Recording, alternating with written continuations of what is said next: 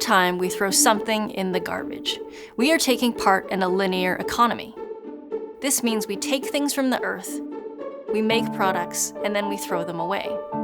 While this may be a really simple way of making new things, it's also a really effective way of creating a lot of garbage. Landfills are not a solution to our waste problem. For example, Ontario is on pace to reach capacity for its landfills within the next 10 years. Most of us were taught the 3 R's in school: reduce, reuse, recycle, as the best ways to address the garbage problem. But did you know that the 3 R's are not equal in importance? They appear in the order that we are supposed to prioritize our actions. Our top priority should be to reduce the overall garbage we create by consuming and buying less. This means less takeout food, less travel, and less shopping should be our environmental priority.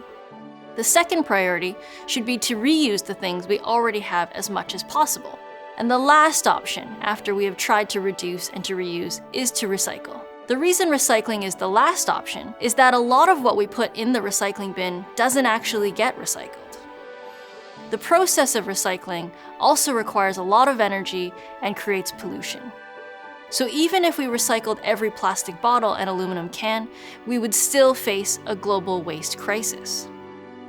In 2015, the United Nations released 17 Sustainable Development Goals, and Goal 12 focuses on responsible production and consumption. The UN argues that unsustainable patterns of consumption and production are the root cause of climate change, biodiversity loss, and pollution. But what does responsible production and consumption actually look like in practice? In a circular economy, 1, there is a limit on resource extraction, and 2, there is little or no waste that leaves the system. It does not necessarily mean that no waste is created, but that any waste generated becomes food for another production process. This is also referred to as a closed-loop system. Let's use the bike as an example. Cycling is very good for the environment because it has a small carbon footprint, but bicycles end up in the landfill with all of our other garbage.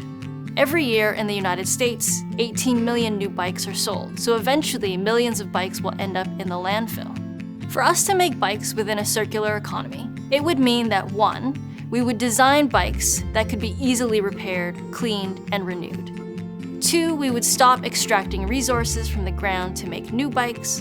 And 3, we would have a system in place for people to return unwanted bikes at the end of their lives and be renewed and resold.